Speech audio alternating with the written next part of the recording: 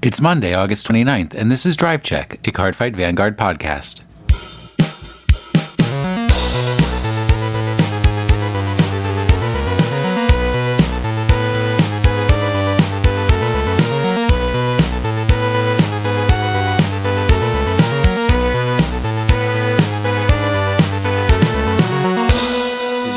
Your roommate doesn't play Vanguard at all? Nope, he does not. That's really disappointing. It is disappointing because he's definitely Aichi Sendo in disguise. That's probably why he can't play Vanguard, although I haven't gotten to the end of Legion Mate yet to find out why Aichi had to go away. But I'll get there eventually. One day. But we're down a man. We're missing our sweet Cold Daddy. Cold Daddy 00 is MIA. Yeah. He's got class on Mondays and work on Tuesdays and class on Wednesday. And then do you do something on Thursday nights? You have class late on Thursday. Yeah, class Thursdays, but that's the only night class. And then Friday is when we all get to see our girlfriends. Anyways. So Cole's not going to be with us. He will pop back in. My mom was actually really upset when I told her. That was, I think, cute. I don't know. She really likes Cole. And so he'll pop in and out when he is able to. He's going to be in our next week's recording. We're going to save our special fun episode that we were usually trying to do on the 5s. We're actually going to do it on episode 26. Can you believe we're up to episode 25 already? No, not really. Next week will mean that we have done almost a half year's worth of episodes. Isn't that amazing? Isn't that exactly half a year though? No, because we had the extra Gen Con episode. Yeah. So we're going to figure out what we're going to do. But tonight it's me and Jack. And since it's just the two of us, we decided to go over some more newsy news kind of stuff and we're getting down and dirty. Instructional. You're a dirty dog, Jack. Dirty dog. I'm Dirty Dan. You're supposed to reference Pokemon Podcast when I say that, but too late because you don't even listen to Pokemon Podcast anymore. What initially brought us all together. So sad. Jack, have you played any Vanguard since you have gone to El Collage? I have played over Skype with Cole, and that's about it. Oh, and no. I destroyed him with Diablo. So you haven't found a local shop in Long Beach, is I believe the place? Yes, it is, and I have not, but I'm still looking around. There's like one or two that I still have to check out that are like a little bit further away. Not far, like it's like 25, 30 minutes. So I still have to check those places out. But I have found one for Dragon Ball Z. Yeah, nobody cares about Dragon Ball Z. Nobody plays that game. How far away is Famous Dan's? What's the name of the barn? What? The big swap meet barn place. Famous Dan, Frankensons? Frankensons. Like 30 away. So it is 30 minutes away. All right. It's real nice. So like whenever people go, I can just meet them there because it's like if you live in Southern California and you need to sell cards or buy cards, you go to Frankensons. Like there's no other options really unless you want to, because there's like so many vendors there and you have like so many options and it's just a really cool experience, I would say. It's real cool. Do they have tables to do for battles and stuff up there? They do not. They do, but you have to like pay for it. So like no one does. What? They go to the McDonald's down the street and eat food that's bad for you and play card games for like several hours. So is like, that McDonald's constantly full of card fighters? Yeah, not card fighters per se, but card game players. Yes, it is. So like Magic dudes?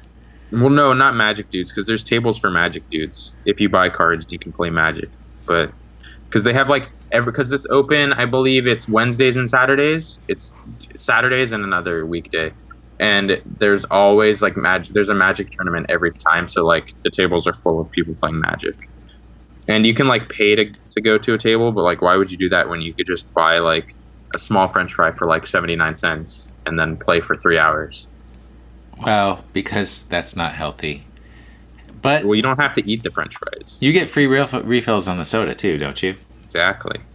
Well, there you go. Although I don't recommend drinking soda. I went to Vanguard League last night. I drove the 45 minutes out to Centerville, Virginia, and went and did League, and I did horribly. I did not win a single... I actually lost at my bye. When I got the bye, I still lost. How does that happen? I don't know. The forces of the universe were against me. I think since I started introducing Starvaders into my Messiah's deck, that my cards have started to turn against me. For one thing, I think they're fighting against each other. And that whole, like, bad juju is now turning into that I just cannot win a single match with that deck. Well, you got third place when you first introduced them to the deck. That was pure Messiahs. Okay. That was because I didn't introduce Chaos Universe until Gen Con, and that's when things started to go bad. But I think what I'm going to do is just build a Chaos Breaker. What is his name? Shoot. Chaos Breaker. Break Dragon something. Yeah. I'm going to build one of those. Because it's a good deck still. So yeah, it depends on my mood. I've got the 4 Chaos Universe. I've got tons of Chaos Bringer. You've got pretty much the deck minus like $45-$50 worth of cards. So yeah, and as we all know, I never hesitate at spending $45 or $50 on cards. Why would I hesitate? I love throwing my money out the window. You can just go to Frankensons and pick up your Chaos Breakers. Well, I can't because I don't live in Southern California. I live in the D.C., Maryland, Virginia area. But my real excuse for my poor play last night was I just hadn't eaten since noon, and the tournament started at 6:00, and it went all the way until 10:00, and I was just starving and tired and hungry and getting dizzy. So that just did not work out for me, and I misplayed left and right. I kept forgetting that I believe it's not Arrestor Messiah, Sacrifice Messiah. I can lock him for my counter charge anytime any card is locked, and I kept waiting for my own cards to lock to get his, and that was like, I'm not getting my counter charges. Demon Maxwelling away, when I don't have to. So I just need to have a little commune with my deck and get things back into order. A spirit journey. Yes, I have to see my vision quest victory. There you go. That's what I was thinking of. Did we go over anything that was wrong last week? I don't believe so, but if we didn't, then we can just blame it on Cole because he's not here. He's not here to remind me what I did wrong. Except probably there were some other cards we could have talked about that were better than the ones that we did talk about. Because I've seen some cool things in this new set. Yeah. Well, yeah. Probably. Oh, well. Well, we'll continue talking about it. We're seeing how well these new or updated clans do in the competitions, the regional competitions that are still going on. But we wanted to talk about news. This week, 2 things have come out that are relatively newsworthy. One, Jack and I have had extensive discussions about and still can't figure out, which is the Genesis Infinite Loop, right? So you've watched that video, right, Jack? Yes, and first of all, it's a blurry video, and it's not even in English, and I'm like, my American is like, no, I don't need to do this right now. The American within me is like, no, I'll wait for someone else to do it. Because that's the American dream. Yeah, so I saw there were like white card sleeves, which I was imagining was... the main deck. No, because that was really thin. So I thought that was the G deck. Uh-huh. And there were black card sleeves, which I was thinking was the main deck. And it was like... he would take something out of the G deck, and then there was a soul charge in there, of course, because it's Genesis. There's a soul charge in there, and something, and then he actually returned something to the G deck, and this other pile kept growing and growing and growing. I don't even know what that pile was. It kind of looked like a stock from Luck and Logic or White Shorts. It definitely involved soul charging and soul blasting and continuously doing that with one of the new units. We will definitely get back to you guys on that one because we have no idea what the heck was happening with that loop. Or even if it's worth doing, like I think there was previously an infinite loop with Genesis where there was a starter that lets you soul charge, and then or you could soul charge the starter, and then it had an ability of like if something went into if it went to the drop zone, it could go to the rearguard circle, and then you could use it to soul charge again, and it's just like you could just keep doing that over and over again, but it didn't give you any power ups or anything. So I don't know if it has something to do with that. Yeah, or no. If there is a power up or some sort of advantage that you get from this particular, that's what I was saying. Infinite quote loop that, and I've also I think I've seen some mentions that it may not be a completely infinite loop, that it does reach a limit, but still it's something that can be done numerous times over and over again. So we will get back when we have more information about that. And can talk with more educated information about which cards are involved and how they work. But even more entertaining, and I've seen the salt flying left and right across the internet, the new restricted list. Now, yeah, screw you, Gear Chronicle. No, screw you is a Cray Elemental. Yeah. Okay, no. So. Trying to keep it PG here. Yes. Vanguard does not have a ban list, even though some cards are banned, but they do have a restricted list because they will, like with other card games, well, I don't know. I don't play a lot of other card games, but with some card games, they will like completely ban a card from being played at all. But with Vanguard, they will limit the number of copies that you can have in your deck. So what are the big changes in the restricted list, Jack? So keep in mind, listeners that are not from Japan, do not play like the Japanese metagame because this does not pertain to you.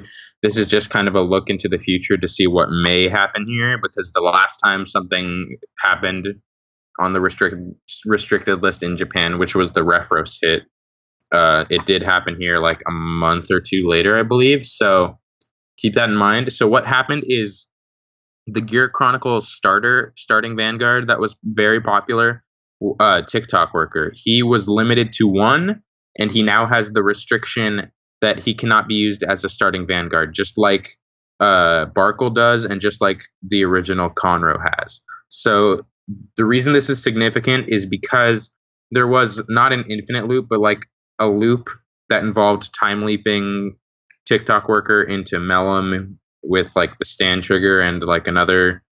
They have a grade 1 and a grade 2, and they just were able to get like a lot of attacks in on every single turn because of TikTok worker. And like this doesn't like end that at all. Like it's still very possible to do this loop. It's just not as easily accessible as it was before. So the skill on TikTok worker is well, it has the time leap keyword. Yes, it's just time leap pretty much. Yeah, and that's all. Well, and it activates Generation Break 1. Put this unit into your soul, like pretty much most Forerunners out there. Yeah. At the end of the battle, that your other rear guard attacked, you may if it's any other rear guard that attacks, it doesn't even have to hit. You may pay the cost.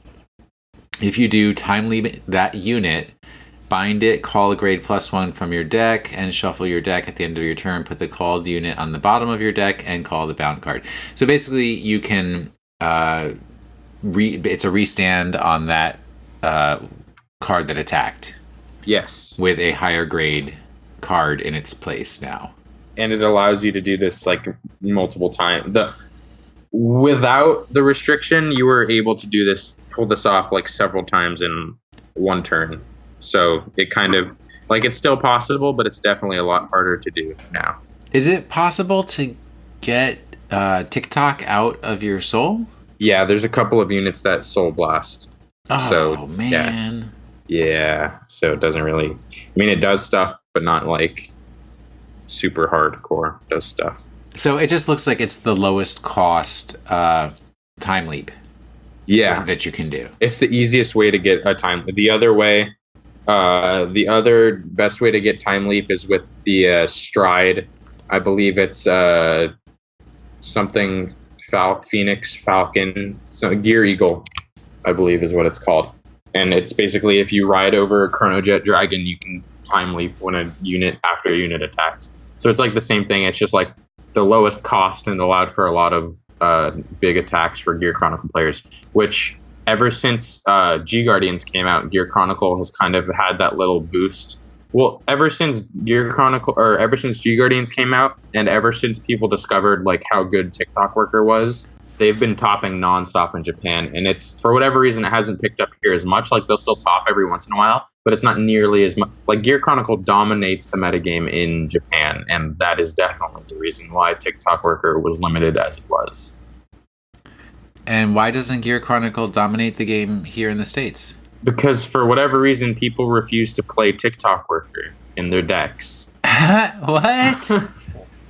Most of the time, they play Chronodran, which is the other less powerful Gear Chronicle starter.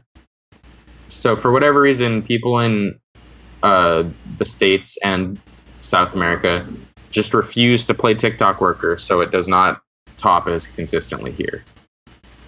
All right, so another change on the restricted list is also Cat Butler has been completely removed from the restricted list. So, it's not really a big deal because it was restricted in Japan, but it was never restricted here. So it's not like. Right. And Cat Butler's ability at the beginning of the close step of the battle that your Vanguard attacked.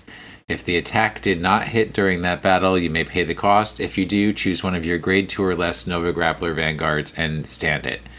So, and the reason this was significant is because when Legion was first introduced, there was a deck that was like by far the best deck in the metagame called Cat Butler Risers, and it would involve you restanding your Legion Vanguard with the effects of Cat Butler. So you would get multiple Legion Vanguard attacks for basically no cost, just at the cost of retiring your Cat Butler in one turn. So that's why that was good. And the deck has just kind of been outclassed by everything else, like with strides and all that stuff. So that's why Japan was able to unrestrict that. All right. Yeah. And Legion's getting a little iffy, although I still see people trying to play it. Yeah, it's on its way out. It's still a good mechanic, but it's not as powerful as some of the newer strides that are coming out. And were there any changes to the watch list? So the watch list are cards that they're thinking about putting on restriction, but that are not currently restricted. Yes, there were. I believe the grade 1 no seal was put onto the watch list. Now, again, this is just for Japan, so this doesn't affect us like at all. Here we go. Watch list. Urwatar and the no seal grade 1 were put onto the watch list. Okay, what's an Urwatar? It's a Gear Chronicle unit. I'll read that off too. Steam Battler Urwatar, I believe, it is the stand trigger. So this is one of the other cards that was used in the TikTok Worker loop. It is Generation Break 1. Put this unit on the bottom of your deck. When this unit is put into the bind zone from rearguard, you can pay the cost. If you do, draw 2 cards, choose a card from your hand, return it to your deck, and then shuffle your deck. So basically, when you would call Urwatar, and then when you time leap him, you get to return him to the deck, draw 2 cards, and then choose a card from your hand and put it to your deck. Put it back into your deck.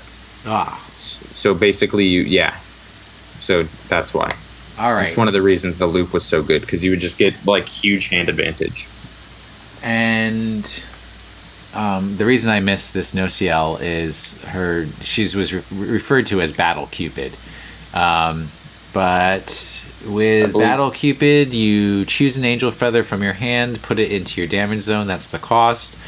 When this unit is placed on Gear Circle, wow, they've brainwashed me. The Guard Circle, if you have an Angel Feather Vanguard, you may pay the cost. If you do, choose a card from your damage zone and put it into your hand. So anytime you guard, you can rotate out your damage. which is notable because if you have the grade 3 no seal, if you're on Vanguard, if your Vanguard is the grade 3 no seal and you have a Nurse of Broken Heart on rear guard, Nurse of Broken Heart, every time you put a unit into your damage zone, it gets plus, I believe, 3k, and your Vanguard gets plus 3k. And so how you would do this is you would take a no seal. So, and the grade 3 no seal is every time you have a no seal put into your damage zone, you can counterblast 1 to put that card back into your hand and then take the top card of your deck and put it into your damage zone. And then if you had another no seal that was on the top of your deck, you would do it again. So basically, you could get up to like a 20,000, 21,000 Vanguard on your opponent's turn, and it just made it really hard for them to attack you. So that's why that's good. Plus all that milling you got to do of your deck into your damage zone so that you could then use that to pull things out later. Yep. Mill and Toolbox, 2 things that the Angel Feathers learned from the Magic players. Wow, we're experts. No. Disclaimer, neither one of us are experts. All right, so the other thing we wanted to cover, I think that's everything for the restricted list, right, Jack? Yes, that is. It might come here, it might not. Sometimes we've gotten it here, sometimes we haven't. So this is just kind of a look into the future, but it also might never happen. And we could just... I kind of have a feeling it won't happen because no one plays TikTok Worker here for whatever reason. So it's so weird. It is really strange. Like, kind of a look forward.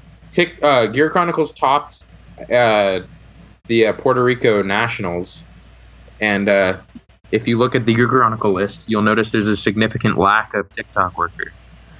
Maybe they misread the restricted list and... Well, this event took place before the... there's no saving them.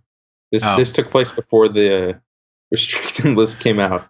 Dag. Well, all right, so that's our main topic for the evening. We wanted to talk about the Puerto Rico Regional.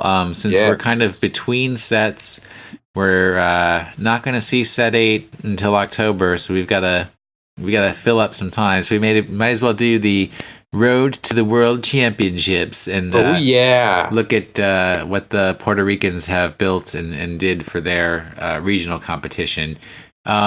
So number 1, the winner. Wow, I'm looking at this now, and I'm actually a little disappointed that there's not a really cool name for the deck. Like the folks usually give their decks really cool names, but this is just called Chrono Jet. The name of this deck should have been Rest in Peace TikTok Worker. Oh, I think I'm going to be building this deck. Really? Yeah, I'm building Gear Chronicles next. Yeah, it's a fun deck. Because I like to spend money uselessly on that next stage reprint stuff. Yeah, you like I waited for the Amnesty Messiah reprint. Don't even laugh at me, brother, because I have seen you change. When I first started talking to you like 6 months ago, you were all about Spike Brothers. You have gone through like 5 different clans since then. I still have Spike Brothers. Whatever. They're right here, and I'm waiting for that set 9 support. I'm waiting for it. And you have Angel Feathers? No. How are your Gold Paladins? Oh, they still exist. How are your Royals? Oh, those I yeah. All right. Hey, let's talk about the Chrono Jet deck. Is this a pretty standard build, or is there anything super creative in here? Minus TikTok work. The lack of TikTok Worker is pretty creative because they felt like they needed to challenge themselves more in playing. It does have 2 Chrono Dran, which I've seen most Gear Chronicle decks run multiples of the starters, which Chrono Dran does give you a cool little combo with Chrono Jet Dragon. So I think what most builds in Japan will go to doing is running 1 Chrono Dran and 1 TikTok Worker, because I've already seen some builds that have topped that played 1 of each before. And you kind of have options as to which you want to start with. Well, you don't anymore, but you did before. Other than that, I don't really see anything super interesting about this deck list. All right, just to explain, since we've been talking about Chrono Dran and TikTok Worker so much, Chrono Dran's ability is similar to a lot of the Well, similar to the Messiah Forerunner. I'm not going to talk about other folks that I don't know. But it's a GB1, and you soul charge the Chronodran, and when you do, you can find... wait a minute. It has to be... When this unit is placed in your bind zone from the rearguard circle... When you use him to timely. All right. If you do search... So that's similar to Messiahs as well, because, right, you have to unlock your Neon Messiah in order to search the deck. So Chronodran allows you to search your deck for one grade 3 or greater card with Chronojet in its card name, which there's only one grade 3 Chronojet, I'm sure. Yeah, well, we're getting another one in the new Gear Chronicle stuff that's coming out, but for right now, yeah, there's only one. So then there's two different artworks, but there's only one. That doesn't matter. Call it to the rearguard circle, shuffle your deck, and at the end of your turn, return the unit called with the effect to your hand. So that's even a little better than the Messiahs. With the Messiahs, on unlock of Neon Messiah, you can soul charge Neon Messiah and seek out a grade 3 Messiah, of which there is only one, and just put it in your hand.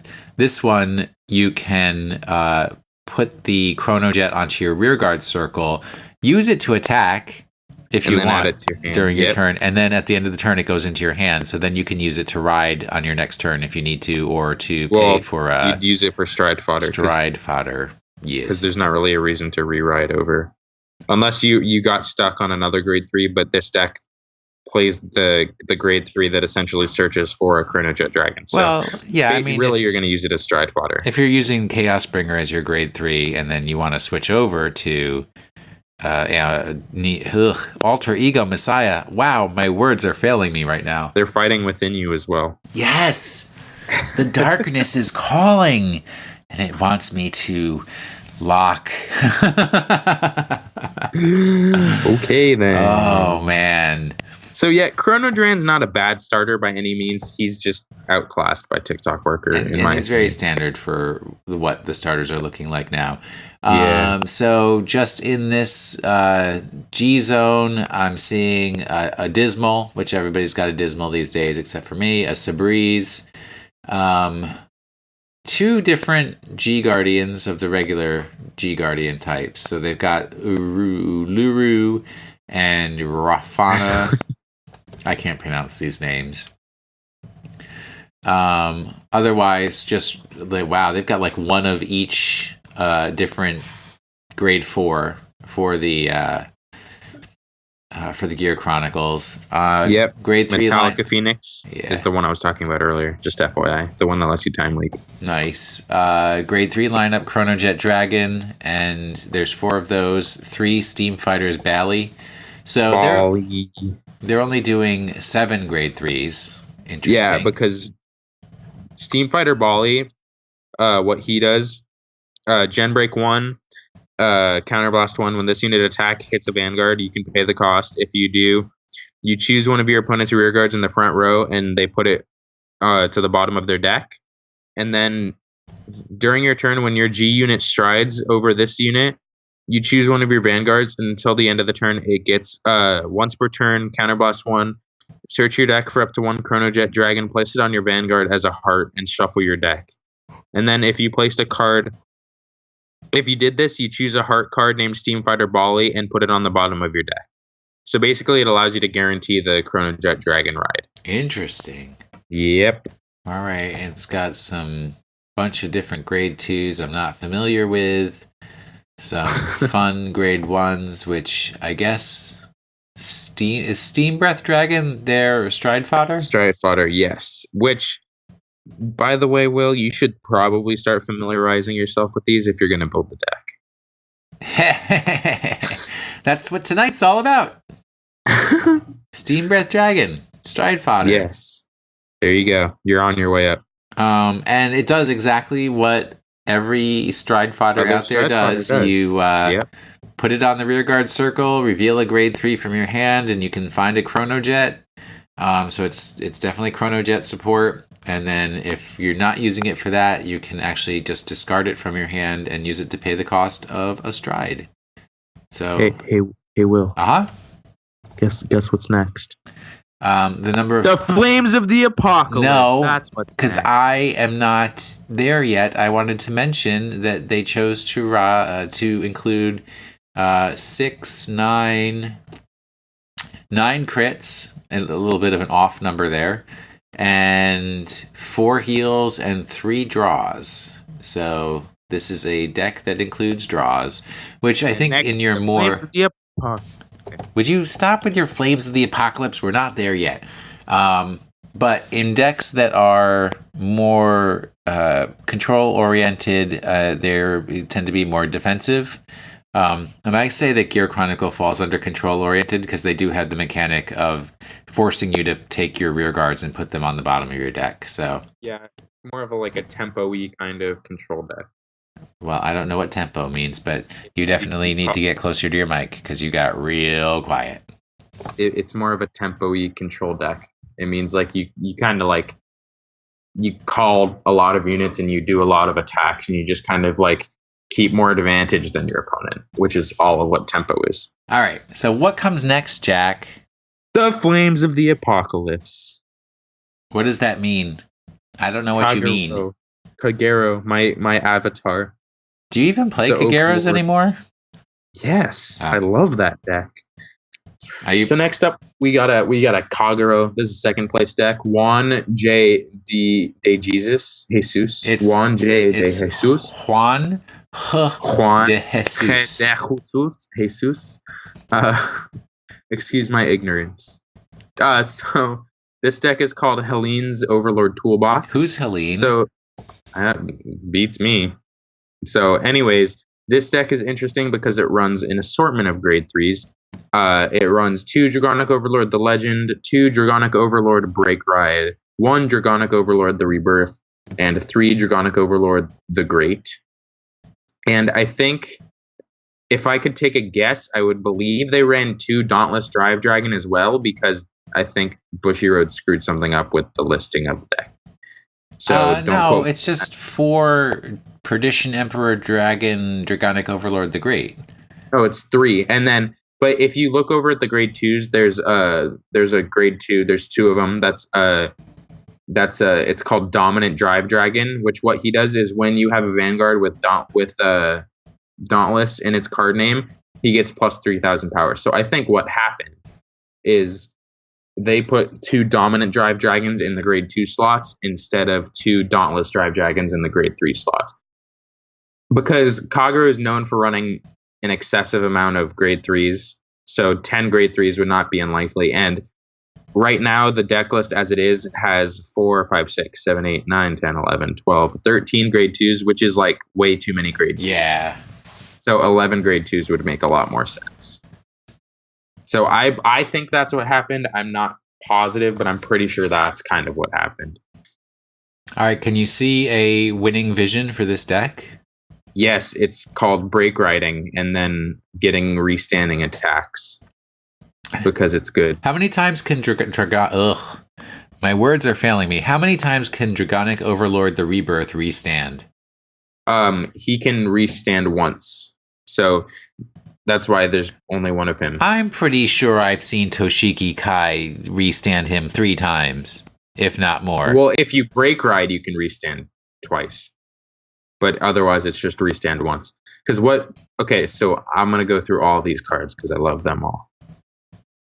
Dragonic Overlord the Legend, he's the newest addition to the Overlord family. What he does is once per turn, Gen Break 2, Counterblast 1, discard a grade 3 or greater Flame Dragon from your hand, and then until the end of this turn, this unit gets plus 15,000 power, grade +1, and drive +1. So basically, he turns himself into a Stride.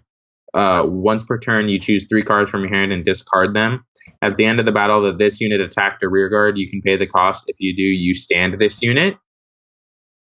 Counterblast 1, Soul Blast 1. When this unit is placed on the Vanguard, you can pay the cost. If you do, you look at 5 cards from the top of your deck and search for up to 1 Flame Dragon and add it to your hand. And so basically why this is good is because it's a restanding grade 3. So these are all good because they're restanding grade 3s. So Dragonic Overlord, basically you Break Ride, and your Vanguard, if he attacks a rear guard, you can counterblast 1 and discard a Kagero from your hand, and then you can restand your Vanguard. So he's the cheapest way to restand, but you do need to attack the rear guard. And then Dragonic Overlord, the Rebirth, which you're getting that nice little reverse flavor in there. It's a limit break 4, counterblast 1. Choose 1 or more of your Kagero rear guards and lock them. If the number of locked cards you have is 5 or more, until the end of the turn, this unit gets plus 10,000 power and discard 2 Kagero from your hand. And at the end of the battle that this unit attacked a Vanguard, you can stand this unit. So basically what this deck does is you're using all of your different Vanguards with in tandem with the Break Ride. Because Dauntless Drive Dragon's also a Break Ride. I'm not going to read him because I'm not sure that he's in this list, but I'm pretty sure he is. So Dauntless Drive Dragon and Dragonic Overlord are both Break Rides that allow your Vanguard to restand. So I think what this deck does is just like restand a whole bunch of times and control your opponent's board by retiring their units is basically what I think this deck was. Cool. So I did not know that the Kageros had 3 different G-Guardians. Yes, they do. How did that happen? The Fighters Collection, and then they got 2 G-Guardians in set 7. Well, why am I only getting 1 G-Guardian in set 8? And it's not even a G-Guardian I'm happy about. There's like 30 clans getting support in set 8. I don't care. The only ones that matter are the Messiahs. They're not as cool as the Overlords. Oh, someday, Jack, I am going to become a powerful card fighter, and I will make you eat those words. The Overlords are too powerful for you. Is there anything other special things about this deck that you can call out? Dragonic Overlord the Great is another grade 3 that I think is kind of iffy just because he does the same thing as the Legend, kind of, so you could get away with running for the Legend.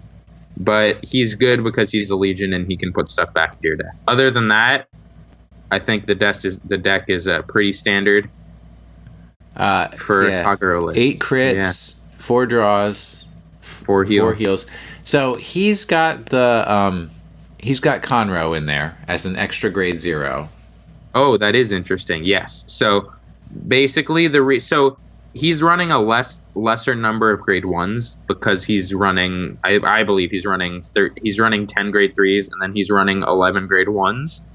And so what Conroe does is he's basically, for a Counterblast 1, he's basically another grade 1. So you get to search out whichever grade 1 you need. So if you need a Stride Fodder, you can search for a Stride Fodder. If you need a Perfect Guard, search for a Perfect Guard. If you need the other Conroe, you search for the other Conroe. All right. And there you go. Last and technically least, because they're in third place, Carlos H. Nieves Ruiz. You know what?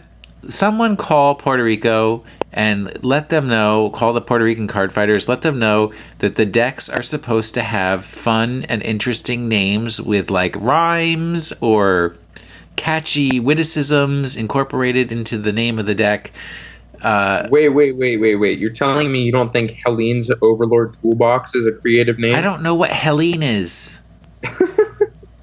And, obviously it's a toolbox deck. Great. Surprise, surprise. Well, Carlos H. Nieves Ruiz, his deck is called Rough Seas. And Jack, can you guess what Rough Seas might mean? Grand Blue 7 Seas. And it's rough to play against. I was going to say Aqua Farce. Oh, well, I was wrong. So this is a 7 Seas base deck, which 7 Seas is kind of a subclan within the Grand Blues, so it's not a Night Rose deck. Woof. This is almost as bad as last week. Would you stop? But it's it's an older mechanic. So how would you describe the 7 Seas, sir? Better than Night Rose. That's it. So you don't know anything about how 7 Seas work. That's what you're telling me. No, I do. I thought about building the deck for a while, and then I didn't because it was too expensive. But so basically what 7 Seas do, I believe we've talked about it before. You use Lord of the Seven Seas Night Mist in tandem with Seven Seas Sage Plegaton to break ride basically for free, and you get to call a bunch of units to the field when you strike. So basically, you counterblast 2 to break ride, then you counterblast 1 to use the strides effect, the Seven Seas stride effect, and then you get to call 5 units, and then you unflip 2 of those damage with your Grenache starter. And so basically it's about field advantage. And do all those units go back to the drop zone at the end of your turn, so I can't lock them anymore? I believe it depends on the units you call and what skills you use with them. So maybe they're all hollow? Some of the hollow, if they call one that's hollow, then they do. And then if not, then they don't. All right, so was there a change to the hollow keyword? Was that official yet? It was, but it was not significant, and I don't know anything about it. So I just know it didn't affect standard play of Vanguard in any way, shape, or form. Oh. So it affected not wild fight, extreme fight. Okay. Is what it affected. So, but other than that, it didn't do anything. So nobody plays extreme fight, at least nobody that I know. So yes, here's the 2 things. One, hollow does not end at the end of turn,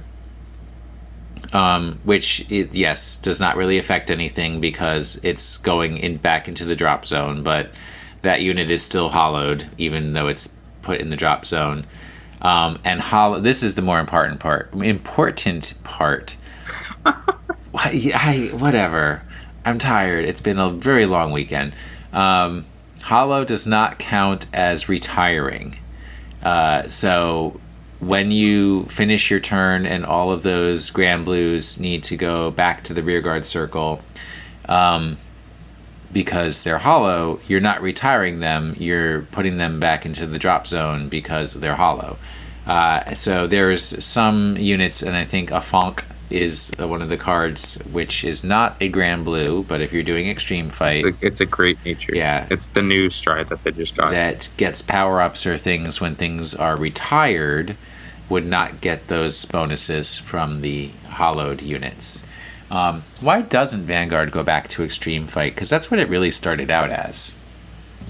Because there's too many broken combinations. Yeah, they need to. Yep. They need to balance themselves. They do, and there's no way that they ever will, because the extreme fight will never happen.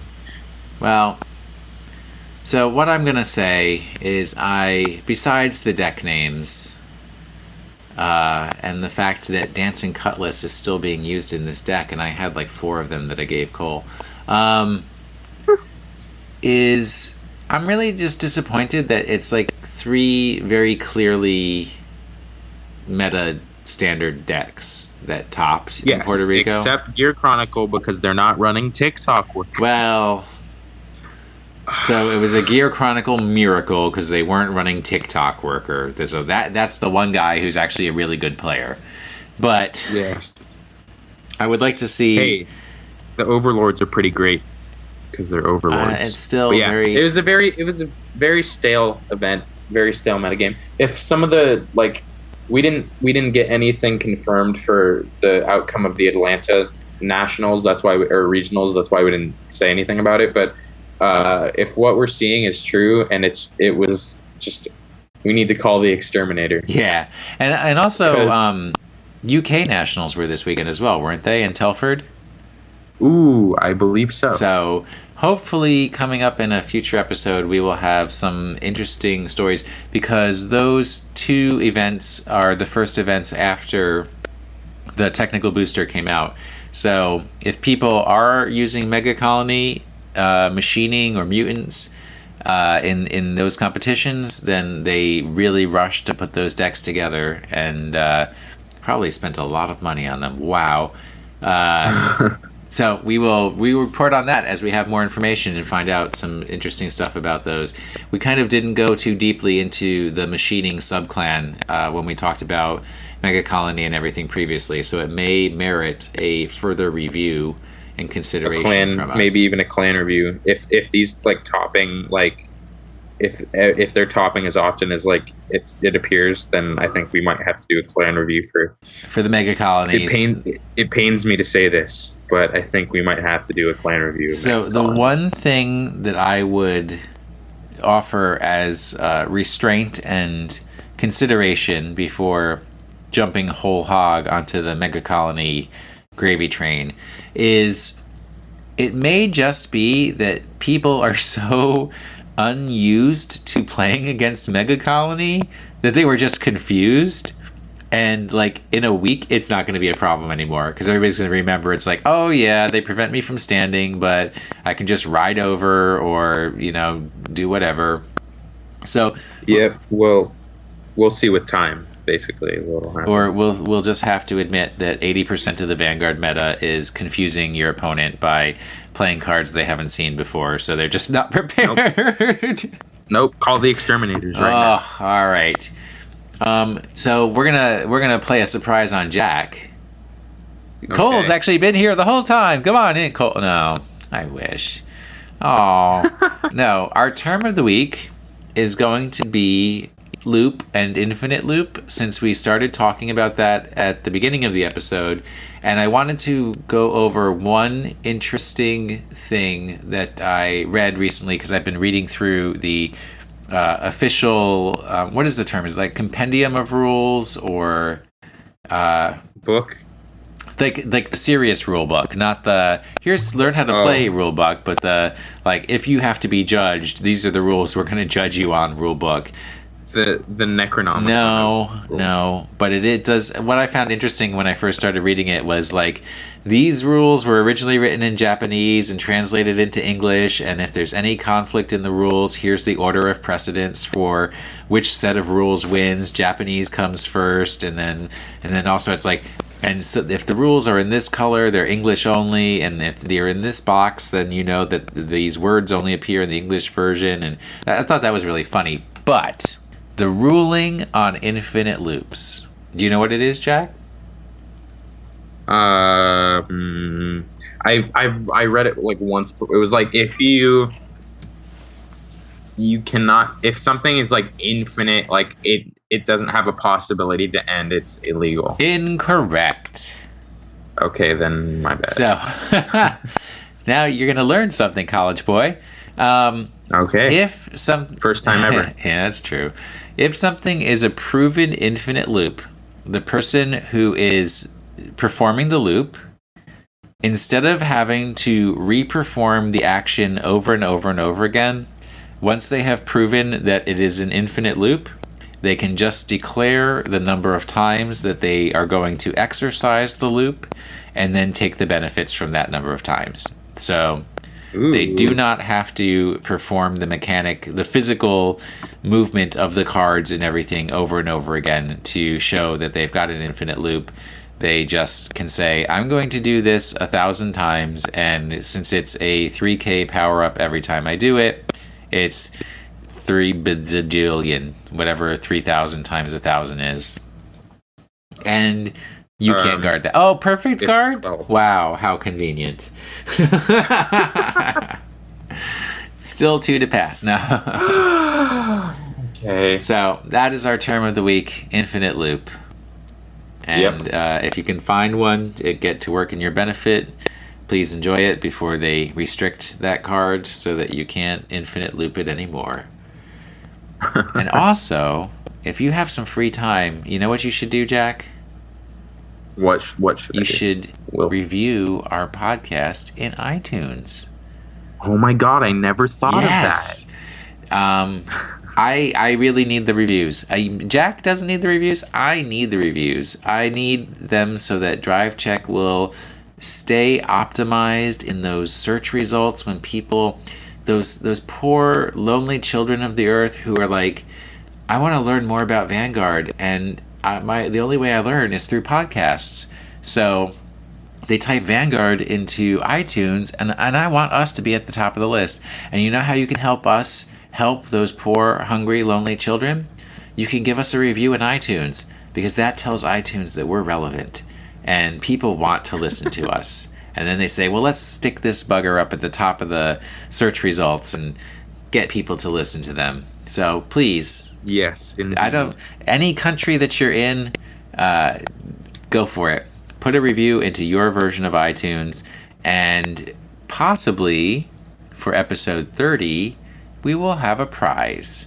So if you are not in the US iTunes and you put up a review for us, take a screenshot of it and email it to Will, WILL, at pkmncast.com, and you will be entered for whatever mysterious and undeclared prize that we may or may not draw on episode 30. How does that sound? It's a TikTok. Yes. For one day, you will get dispensation to run 4 TikTok workers and to run them as your forerunner. So, yes. What a glorious day that will be for you. I want to say thank you to our friends SBJ and Nick Burgess, and it's Nick who made the music that you hear as our intro and outro.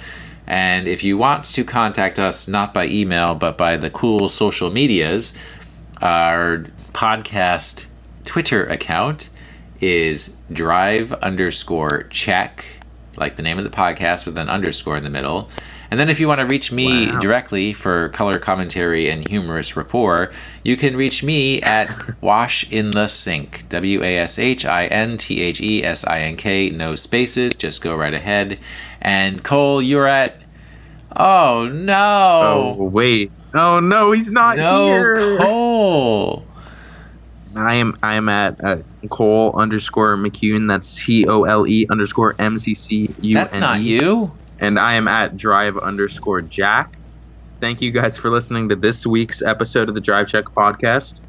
Now it's time for the climax. Let's pump it up, everyone. No, the flavor text you were supposed to read was TikTok, TikTok. I like this one better. Where is that from? Prism Thomas Labrador. Bermuda Triangle.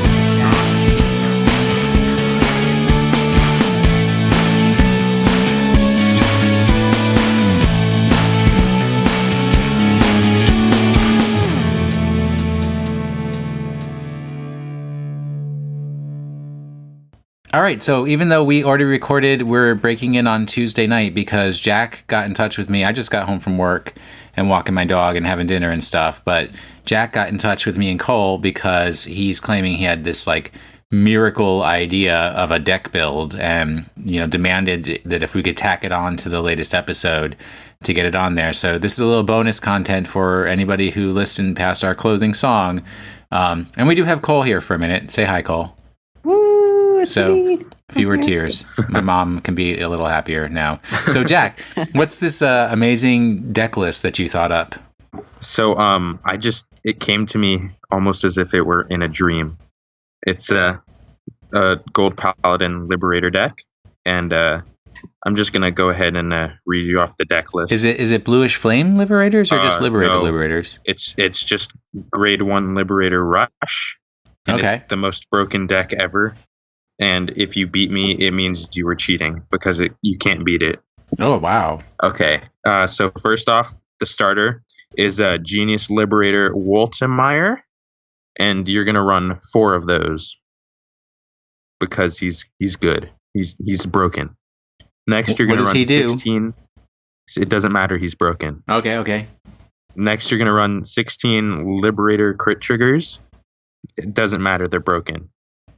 So next, you're going to run 4 for the grade 1s. You're going to run 4 Little Liberator Marin, 4 Liberator Holy Acolyte, 4 Pomerugal Liberator, 4 Deathly Silence Liberator Curdle, 4 Butterfly Liberator Corderia, 4 Sword Formation Liberator Igraine, 4 Starry Skies Liberator Guinevere, and 2 Knight of Elegant Skills Gareth. And that's it. It's broken. Wait, which were the grade 2s? G-Zone. Oh, there's none of them. That's how broken it is. Wait, it's all grade 1s? That's how broken it is. Yeah. Wow, so you can't even have a G-Zone. You can't beat me. Well, you can. No, you can't. I have a 90% win rate. No, didn't you hear? If you beat him, you're cheating. You're a cheater. Oh, okay, fair enough. I do like to cheat. All right. Well, It's broken. We'll see how this amazing deck turns out. If you beat it, you're a cheater. It has a 90% win rate. Fight me IRL. I am gonna 360 no scope you. Those are some strong words, Jack. All right, we will let the listeners go. I hope everybody enjoys that deck list and can use it to win nationals, worlds, and universes. All right, have a good night.